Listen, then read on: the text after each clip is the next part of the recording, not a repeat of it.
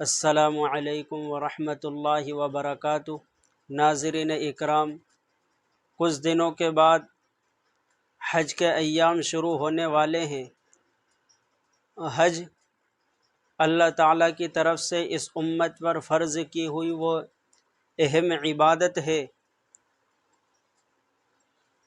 کہ جو ہر اس مسلمان پر فرض ہے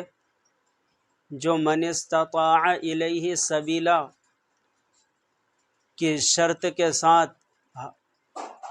اس امت پر فرض کیا گیا کہ جو شخص وہاں تک پہنچنے کی طاقت رکھتا ہو، اس کے پاس مال ہو، دولت ہو، اتنے وسائل اور اسباب ہو کہ وہ بیت اللہ تک کا سفر کر سکتا ہو، تو اللہ تعالیٰ کی طرف سے اس پر حج فرض کیا گیا۔ حج یہ اسلامی فرائض میں سے ایک فریضہ ہے جو اسی وقت قابل قبول ہوگا جبکہ نبی اکرم صلی اللہ علیہ وسلم کے طریقے کے مطابق اور سنت کے مطابق کیا جائے اور فقہا کے بیان کیے ہوئے مسائل کی روشنی میں حج کیا جائے۔ لہٰذا اس لیے مناسب معلوم ہوتا ہے کہ حج کا وقت شروع ہونے سے پہلے ہی کچھ مسائل حج کے متعلق قدیم اور جدید لوگ ان مسائل کا علم حاصل کر لیں، ان کو سن لیں، علماء سے سیکھ لیں، تاکہ ایام حج میں جب اس اہم عبادت کو ادا کریں تو فقہا کے بیان کیے ہوئے مسائل کی روشنی میں اپنا حج صحیح طور پر ادا کریں۔ اس لیے انشاءاللہ میں اپنے اس یوٹیوب چینل پر حج کے متعلق 3 مسئلے روزانہ اپلوڈ کروں گا، اس لیے آپ ہمارے اس یوٹیوب چینل کے ساتھ جڑ جائیں، سبسکرائب کر لیں اور سنیں تاکہ حج کے مسائل سے آگاہی اور واقفیت حاصل ہو جائے۔ انشاءاللہ یہ مسائل علماء احناف دیوبند کے فتاوی کی روشنی میں ہوں گے۔ لہٰذا سب سے پہلا مسئلہ یہ ہے کہ زمزم کھڑے ہو کر یا بیٹھ کر پیے، تو جواباً عرض ہے کہ زمزم کھڑے ہو کر اور بیٹھ کر پینا بلا کراہت دونوں طرح جائز ہے۔ البتہ فقہا نے یہ لکھا ہے کہ قبلہ رو کھڑے ہو کر پینا یہ مستحب عمل ہے۔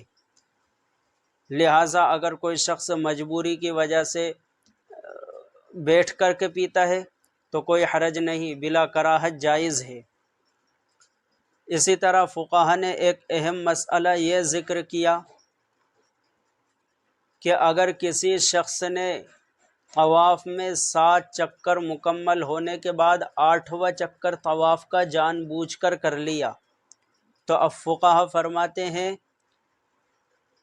کہ یہ 8ویں چکر کے ساتھ مزید 6 چکر اور ملا لے، تاکہ اس نے طواف کا جو دوسرا مرحلہ شروع کیا، یعنی ایک طواف مکمل ہونے کے بعد جو دوسرا طواف شروع کر دیا 8ویں چکر کے ذریعے جان بوجھ کر کے،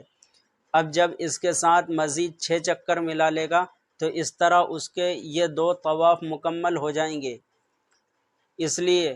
اگر کوئی جان بوجھ کر کے اس طرح کر لے کہ 7 چکر مکمل ہونے کے بعد، یعنی ایک طواف مکمل ہونے کے بعد 8واں چکر لگا لے جان بوجھ کر، تو اسے چاہیے کہ اب 6 چکر لگا کر کے طواف کا جو دوسرا مرحلہ شروع کر دیا وہ بھی مکمل کر لے، کیونکہ اعمال کو شروع کرنے کے بعد اعمال کو توڑنا اور ختم کرنا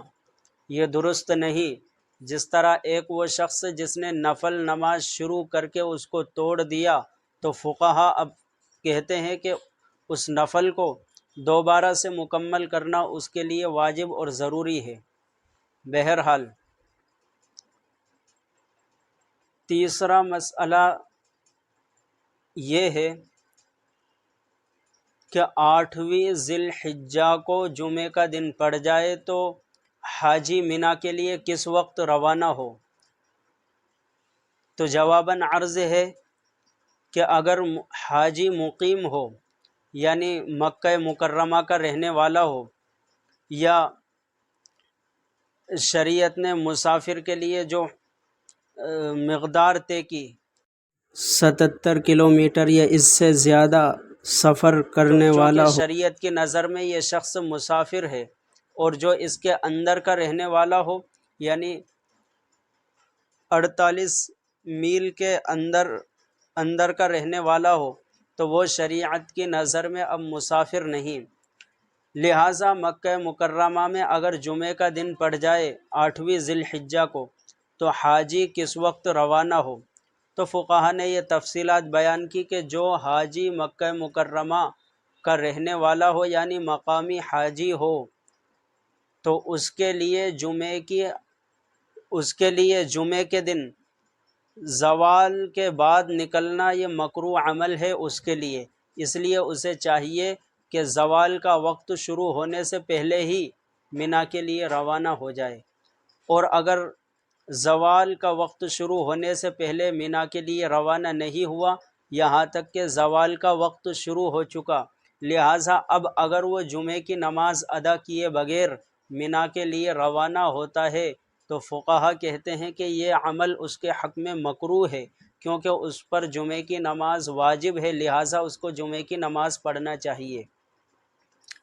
البتہ اگر حاجی مسافر ہو اور وہ زوال کا وقت شروع ہونے کے بعد مینا کے لیے روانہ ہوتا ہے، تو یہ اس کے حق میں مکروہ عمل نہیں، کیوں؟ اس لیے کہ اس پر جمعے کی نماز واجب نہیں۔ لہٰذا یہ 3 انتہائی اہم مسئلے ہیں، ان کو بار بار سن کر کے ذہن میں مستحضر کر لیں تاکہ اچھی طرح واقفیت حاصل ہو جائے۔ اللہ عمل کی توفیق دے۔ السلام علیکم ورحمۃ اللہ۔